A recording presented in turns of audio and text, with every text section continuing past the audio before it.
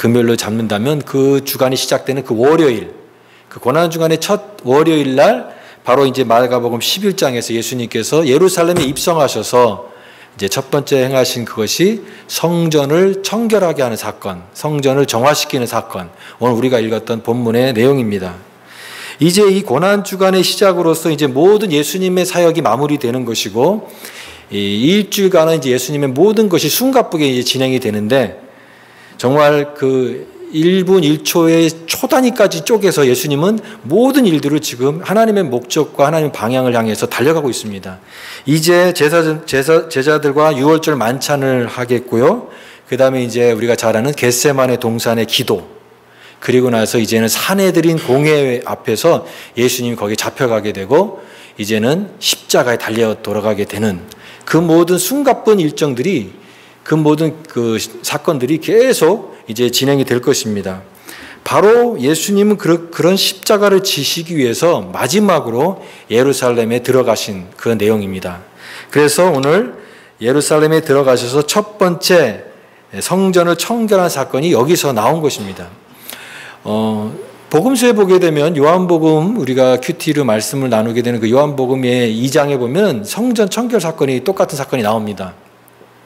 그러니까 연대적으로 따라가다 보면은 이게 예수님 사역 초기에 성전 청결 사건이 있는 것처럼 여겨져서 마치 공생의 마지막에 나와 있는 이 두 사건이 있는 것처럼 여겨지지만, 어떤 해석에 의하면 예수님께서 성전에 들어가신 이 사건은 이제 예수님의 공생의 마지막에 있었던 그런 사건이었고, 다만 요한복음에서 요한의 저자가 예수님의 그 주님 되심, 성전의 주인 되심을 강조하기 위해서 의도적으로 그 전진 배치를 해서 그 앞에 부분에 2장에 나와 있는 그런 내용으로 하지만, 이 성전 청결 사건은 예수님의 공생의 마지막에 있었던 그런 사건으로 그렇게 이해를 하고 있습니다.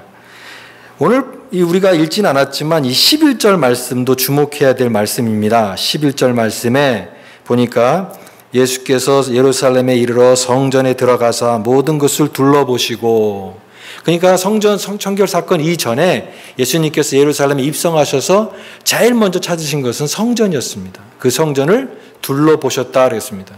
예수님의 눈에 뭐가 보였을까요? 예루살렘의 성전의 여러 가지 모습들이 다 그분의 눈에 보였을 것입니다. 예수님은 그것을 하나하나씩 보셨고 주의 깊게 보셨고, 그리고 나서 이제 그 다음날 이제 성전의 청결 사건이 이제 일어나게 되는 것입니다. 그러니까 이것이 우발적으로, 무계획적으로 일어난 것이 아니라 예수님의 모든 계획과 예수님의 모든 그 의도와 또 이런 것들이 다 담겨 있는 그런 행동이었다라고 이해하는 것입니다. 우리는 이 말씀을 우리가 살펴보면서 왜 성전인가, 왜 성전인가, 이런 질문을 해야 됩니다. 왜 유대인들에게도 중요한 성전이지만 왜 예수님에게 성전이 그렇게 중요한 이슈인가? 왜 성전이어야 하는가? 본문에 나오는 이 성전은 헤롯 대왕에 의해서 건축이 된 성전입니다. 그러니까 이 성전은 엄밀하게 얘기하면 재건축이 된 그런 성전인데, 헤롯 대왕이 유대인의 환심을 사기 위해서 크고 화려한 외형을 갖춘 그 성전을 건축하게 되는 것입니다. 그러나 여러분, 예수님께서 보시는 것은 이 겉으로 보이는 화려한 그런 외형적인 건물이 아니라 그 안에 있는 참된 성전의 그 본질을 주님께서는 눈여겨보셨고 그것을 보신다라고 하는 것이죠.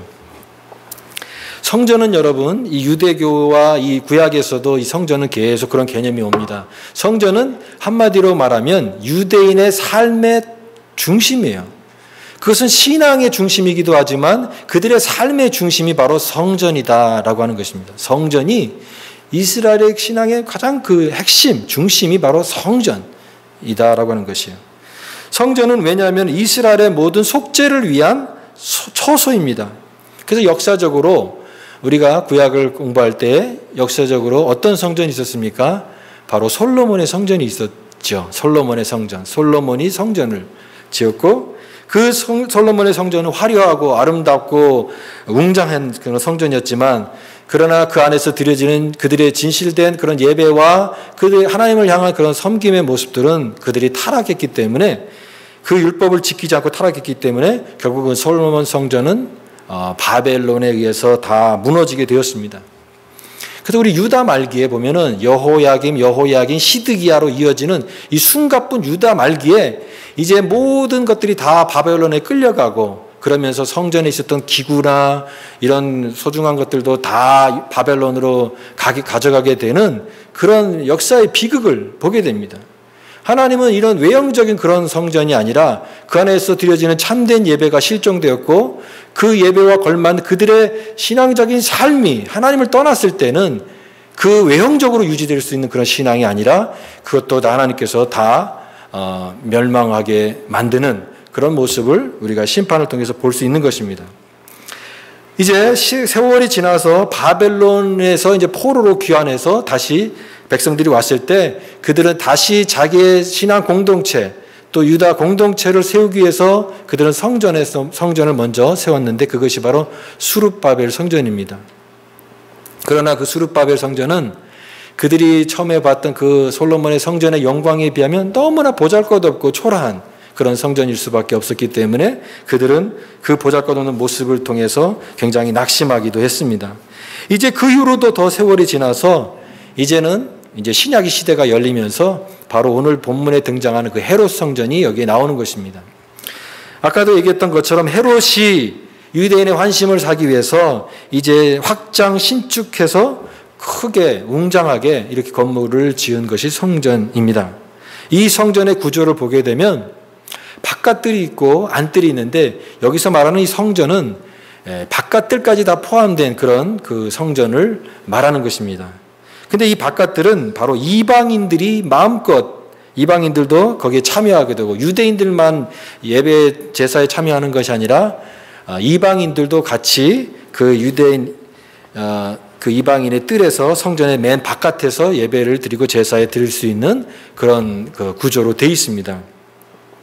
성전은 이와 같이 신앙의 중심이고 유대인들뿐만이 아니라 하나님을 모르는 이방인들까지도 누구든지 와서 하나님 앞에 예배드리고 하나님을 만나는 그런 만남의 그 신앙의 가장 중심지였다라고 하는 것입니다. 그래서 이사야 선지자는 내 집은 만민이 기도하는 집이다. 유대인의 집이다라고 아니라 만민이 기도하는 집이다. 모든 전 세계 모든 사람들이 하나님 앞에서 예배드리는 그런 마음을 가지고 와서 예배드릴 수 있는 것, 그것이 성전이다. 이렇게 선포하고 있는 것입니다. 이와 같이 중요한 이 성전, 신앙의 중심이고 유대의 그 삶의 중심인 이 성전이 오늘 타락했다라고 하는 것입니다. 그 성전이 타락했다.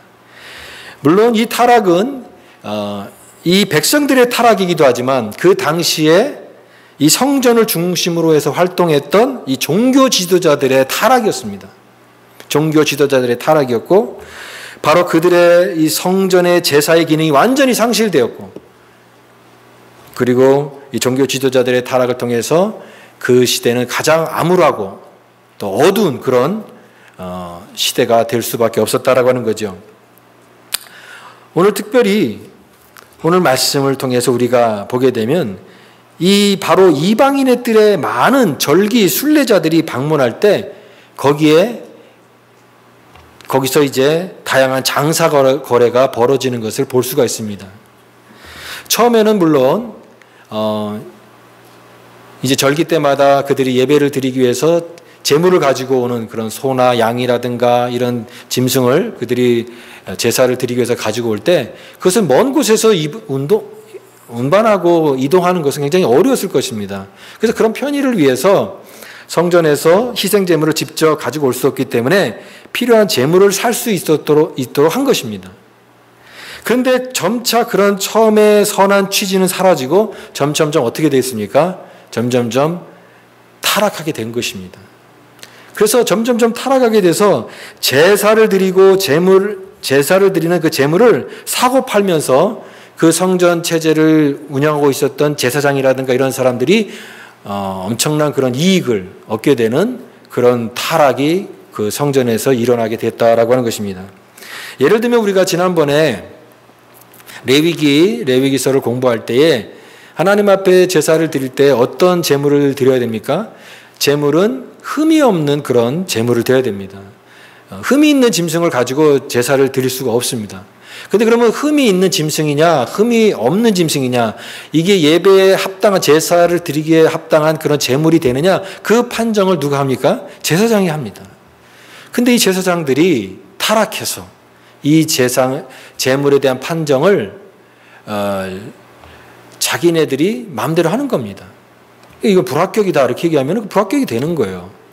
그러면 그 합당한 그런 제물을 어떻게 사야 됩니까?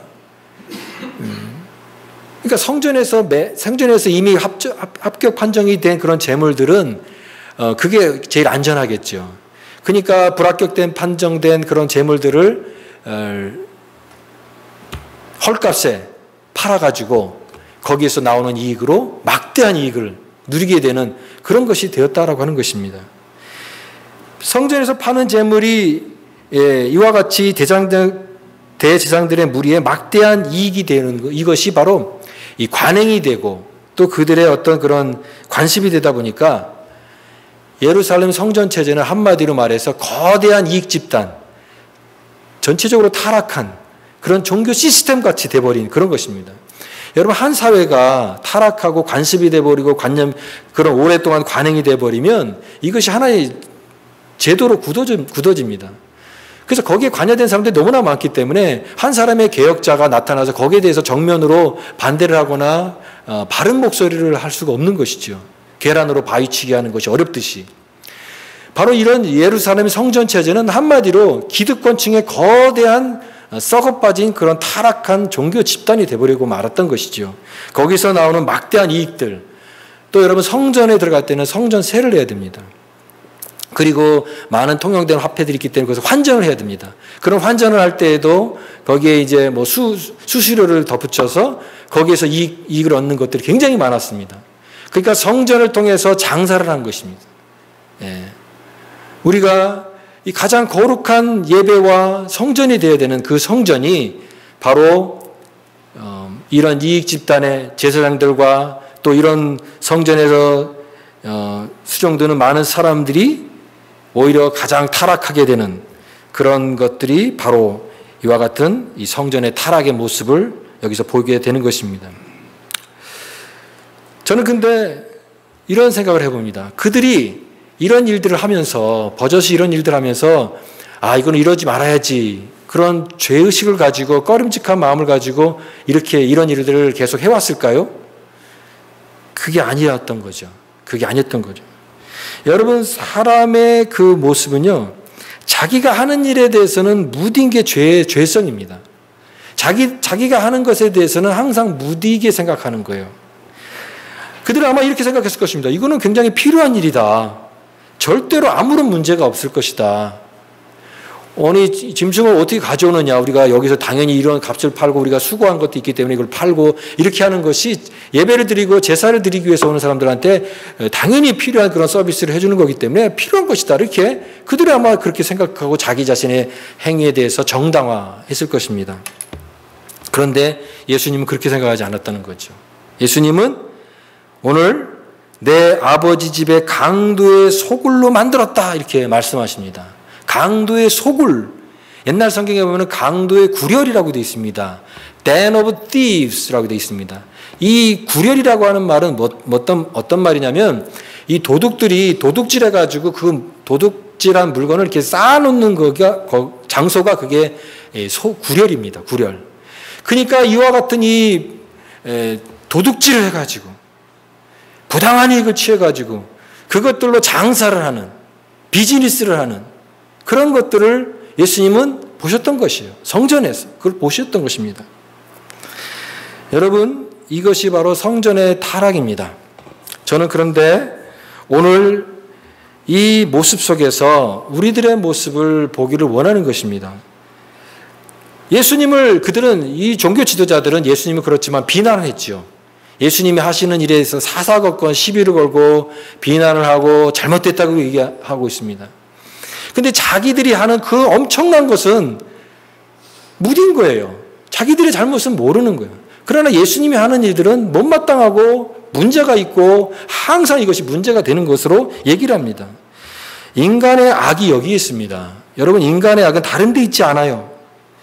남의 사소한 곳에 목숨 걸 만큼 열을 내면서 그것보다도 훨씬 큰 자신의 것은 아무런 문제가 없다고 생각하는 게 인간의 악이라고 하는 것입니다. 저는 이 말씀을 준비하면서 한 주간 내내 제 마음속에 계속 머물렀던 그 말씀이 뭐냐면 예수님의 그 말씀이었어요. 너희가 하루 살리는 걸러내고 약대는 삼키는도다. 낙타는 삼키는도다. 여러분, 유대 사회에서 이렇게 포도주를 만들 때 포도주의 그 산도 때문에 이 파리가 있잖아요. 날파리들. 그런 작은 그런 하루살이 같은 것들이 모여듭니다. 근데 그 하루살이도 유대 그 정결법에 의하면 부정한 그런 것이기 때문에 그것들을 이제 걸러내서 그들은 이제 포도주를 마셨던 것입니다. 그렇게 정결한 것을 추구하면서 이 하루살이는 걸러내는데 정작 유대 사회에서 가장 큰 짐승이 무엇입니까? 낙타입니다. 낙타. 육상동물 중에서 그들에게 보는 것이 제일 큰 짐승 중에 하나가 낙타였는데 예수님 그것을 갖다 가장법으로 얘기하신 것입니다. 너희들은 너희 자신에 대해서는 꿀꺽꿀꺽 하면서 너희 자신의 그 큰 범죄를 모르면서 다른 사람의 그런 것에 대해서는 잘도 분석하는도다. 잘도 보는도다. 낙타는 삼키고 하루살이를 걸러낸다. 이렇게 책망하신 것입니다. 자신의 모습은 아무런 문제 삼지 않으면서 다른 사람들의 허물을 비난하고 문제라고 말하는 그 모습을 보신다라고 하는 거예요. 여러분, 우리도 마찬가지 아니겠습니까? 왜 우리는 이렇게 다른 사람들의 모습이 잘 보입니까? 다른 사람의 모습은 잘 보여요. 근데 정작 내 모습은 안 보인다라는 거예요. 내가 하나님 앞에서 이 낙타 같은 것을 꿀꺽꿀꺽 삼키면서도 다른 사람의 그 하루살이에 대해서는 굉장히 예민하고 그것에 대해서는 못마땅하고 그것이 바로 우리가 이 말씀을 통해서 깨달아야 될 그런 위선적인 우리들의 모습이 된다라는 거예요. 또 아무런 열매도 없이 아무런 생명도 없이 형식적인 신앙생활을 하면서 거기에 안주하고 있는 그런 모습은 아닌지 오늘 주님께서 말씀하시는 내용이에요. 여러분, 친구 목사님, LA에서 한 목사님이 그분은 이제 그 노방 전도를 하세요. 이제 길거리 다니시면서 전도를 하시는데 이제 전도를 하다 보면 특별한 이상한 사람들 많잖아요. 특이한 사람들 많이 만나는데 그 중에 한 분은 이렇게 얘기하는 거예요. 예수 믿으세요? 그랬더니 그 사람이 얼굴이 아주 불쾌한 얼굴을 하면서 나는 당신이 태어날 때부터 예수 믿어 교회 다녔다고 이렇게 얘기하는 거예요. 예수 믿으세요라고 얘기했는데 그런 얘기를 안 하고 나는 당신이 태어날 때부터 교회 다녔다고 이렇게 얘기하는 것입니다. 여러분, 신앙생활을 오래 하고 교회에 오래 다니는 사람의 그 장점은 뭐냐면 우리가 신앙으로 깊어지는 것입니다. 여러분, 예수님을 오래 믿으면서 교회 생활을 오래 하면서 여러분 신앙이 깊어질 수 있기를 바랍니다. 그러나 여러분 신앙생활을 오래 하고 예수를 오래 믿는 사람이 정말 조심해야 될 게 무엇인지 아십니까? 굳어지는 것입니다. 자기도 모르게 굳어지는 것이에요. 그래서 예수를 오래 믿는 사람이 더 깊어지는 게 아니라 더 딱딱한 사람이 되고 더 율법적이 되고 더 은혜가 없는 사람이 될 수 있다라는 거예요.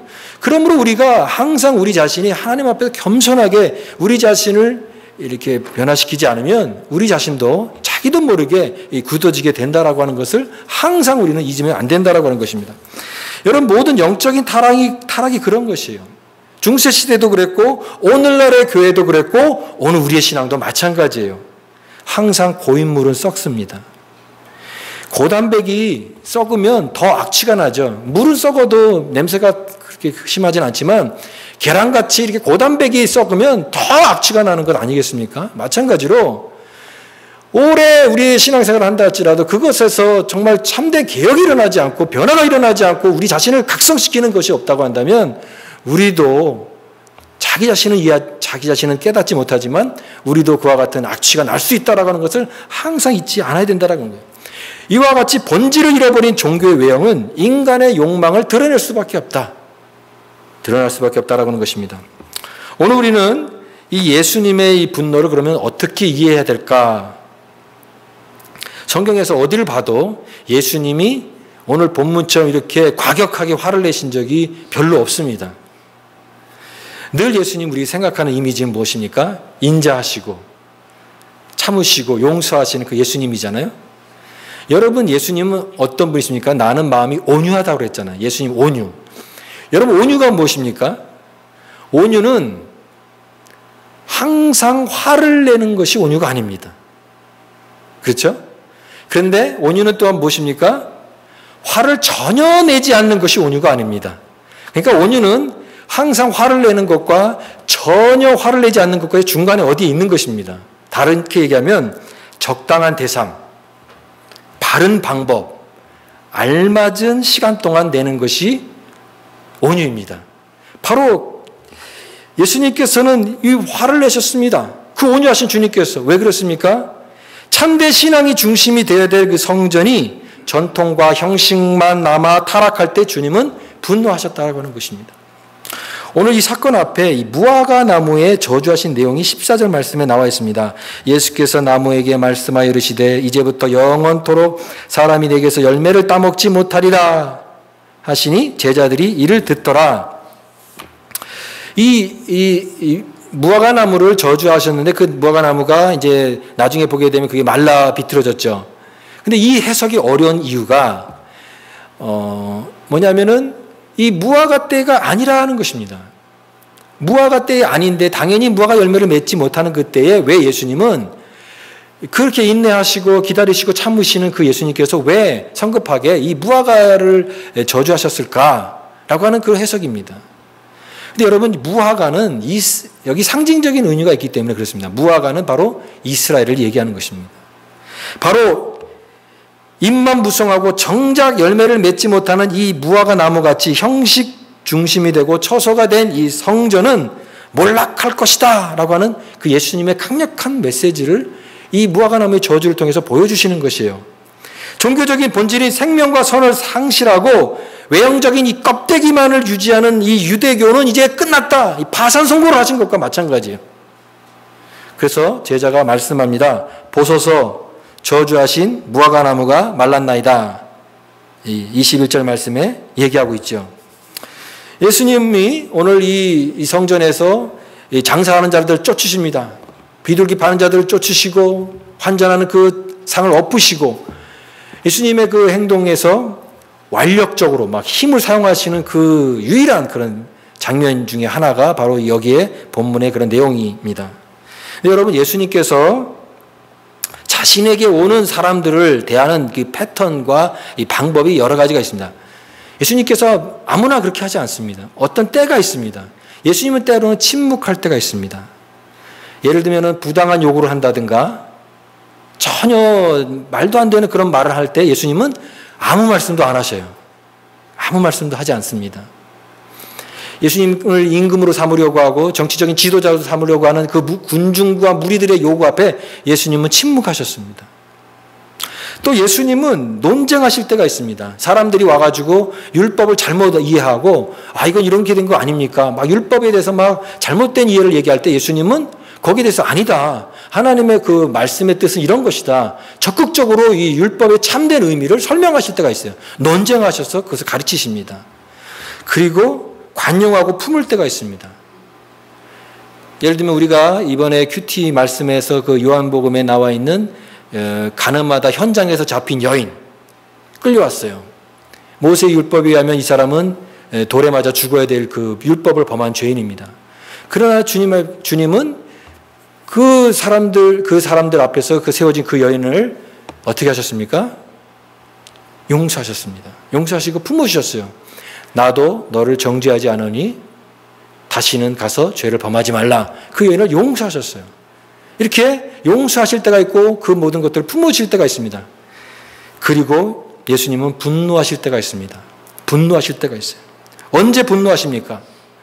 거룩한 것이 더럽혀졌을 때 분노하십니다. 가장 본질적인 것이 변질되었을 때 주님은 분노하신다라고 하는 것이에요. 예수님이 이렇게 화를 내시고 분노하시는 것은 그분이 성격이 과격한 사람이거나 아니면 우리가 흔히 얘기하는 분노 조절 장애가 있기 때문에 그런 것이 아니라 가장 온순한 사람들 속에서 가장 과격한 투사를 만들어내는 그런 불의한 시대였기 때문에 그렇습니다. 가장 온유한 주님 화내실 만큼 그 시대가 타락한 시대였기 때문에 예수님께서는 그렇게 분노하신 것입니다. 여러분, 예수님의 이러한 분노를 보시면서 여러분들은 어떤 생각을 하십니까? 여러분, 진정한 그리스도인의 삶은 이 세상 속에서 아무런 문제 없이 이 세상과 화해를 하면서 아주 편안하게 조화를 이루면서 살아가는 그런 삶은 아닙니다. 아무런 문제 없이 이 세상 너무나 좋다. 아무런 문제가 없다. 나랑 너무나 잘 맞는다. 아무런 갈등 없이 살아가는 것, 그것이 그리스도인의 삶은 아니다라고 하는 것입니다. 때로는 우리가 이 세상을 살아가는데 불편하죠. 왜냐하면 하나님의 뜻과 정반대로 걸어가는 이 세상의 흐름 속에서 로마서 12장 말씀처럼 너희는 이 세대를 본받지 말고 하나님이 기뻐하시는 온전하신 뜻이 무엇인지 분별하도록 하라. 하나님의 뜻과 정반대로 가는 이 세상의 흐름 속에 우리는 불편한 것입니다. 그러니까 아무런 불편함 없이, 아무런 그런 거리낌 없이 세상에 사는 게 너무나 편안하다고 하는 것은 어쩌면 우리가 이 세상과 동화되었다라고 하는 뜻이에요. 아닙니다. 우리 그리스도인들은 때로는 저항해야 되고 이 세상의 흐름에 있어서 주님과 같은 그런 거룩한 분노를 낼 수 있어야 됩니다. 본질이 변화되었고 또 거룩한 것이 타락했기 때 주님은 가만히 계시지 않았다라고 하는 것이에요. 오늘 그런 의미에서 오늘 마지막 말씀, 그러면 어떻게 이 성전을 회복할 것인가? 어떻게 우리는 성전을 회복할 것인가? 예수님이 꿈꾸셨던 그 성전을 우리가 바라보면 되는 것입니다. 예수님이 꿈꾸셨던 성전은 무엇일까요? 예수님이 그 마음속에 꿈꾸셨던 가장 아름답게 바라보시는 그 성전의 이미지, 성전에 대한 예수님의 그 비전은 어떤 것이었을까요? 예수님이 여기서 화를 내시는 것은 조용하고 거룩하고 엄숙해야 될 그런 성전이 이렇게 장사하는 사람들이 막 시끄럽고 비둘기가 날아가고 동물들의 막 배설물들이 막 냄새를 피우고 그렇게 소란스럽고 정리가 되지 않아서 그게 불편해서 화를 내신 것이 아닙니다.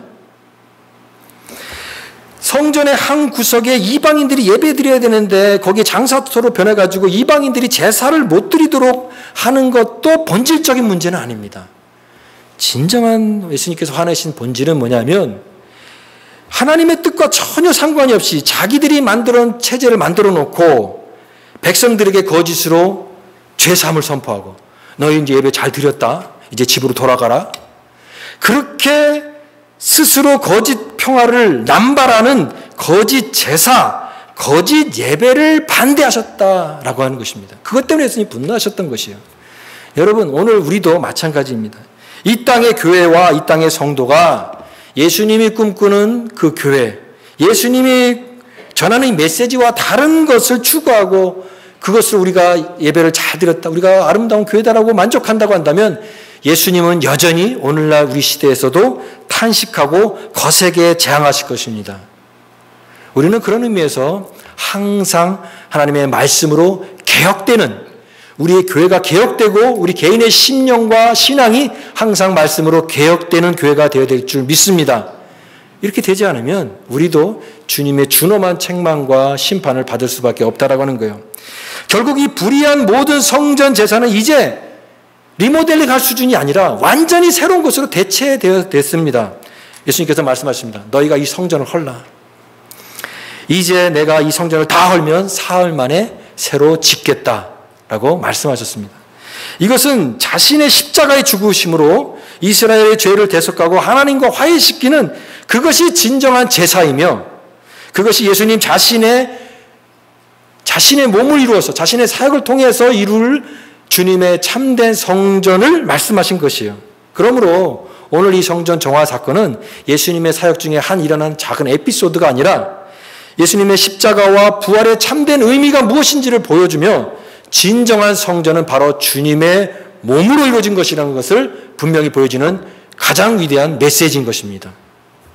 여러분, 진정한 성전은요, 눈에 보이는 건물이 아니에요. 여러분, 이 교회 건물을 교회라고 생각하지 마십시오.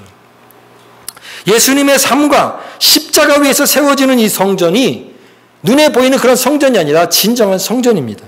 오늘 우리가 세워가야 될 성전은 무엇입니까? 바로 이와 같은 예수님의 진리와 은혜를 영접하는 공동체가 되는 것입니다. 예수님의 가르침을 따라서 내 이웃을 내 몸같이 사랑하고 하나님을 사랑하는 그 사랑의 이중계명, 하나님 사랑, 이웃 사랑의 이중계명, 주님의 말씀을 따라서 그 사랑에 기초한 주님의 길을 따라가는 삶에서 우리는 우리가 세워가야 될 이러한 성전을 세워갈 수 있다라고 하는 것입니다. 그래서 오늘 사도 바울은 중요한 얘기를 했습니다. 그리스도를 모신 신자의 몸이 바로 하나님의 성전이다. 성전은 따로 있는 것이 아니라 하나님을 섬기는 신자의 삶이 성전이다. 너희 몸은 너희가 하나님께로 받은 바 너희 가운데 계신 성령의 전인 줄 알지 못하느냐. 값으로 산 것이 되었으니 그런즉 너희 몸으로 하나님께 영광을 돌리라. 너희 몸으로 하나님께 영광을 돌리라. 우리의 신자 그리스도를 나의 주님으로 모시고 그분의 삶을 통해서 그분의 값으로 산 것을 고백하고 인식하는 그 신자 한 사람 한 사람이 바로 주님이 원하시는 그 성전이다라고 하는 것입니다. 이 시대에 우리가 회복해야 될 성전은 바로 그것입니다. 우리의 몸으로 하나님 앞에 영광 돌리는 것입니다. 우리의 몸이 하나님의 성전인 것을 깨닫고 우리의 마음속에 우리의 영으로 내주하시는 그 주님과 참된 교제를 이루면서 하나님의 영광을 위해서 살아가는 그런 삶, 그것이 우리가 진정으로 회복돼야 될 성전입니다. 오늘 우리 모든 믿음의 성도들이 이와 같은 주님의 몸을 이루는 신자 한 사람 한 사람이 되어서 주님의 거룩한 성전을 회복하고 주님의 영광을 드러낼 수 있는 우리 한 사람 한 사람 진실한 믿음의 성도들이 다 될 수 있기를 간절히 바랍니다.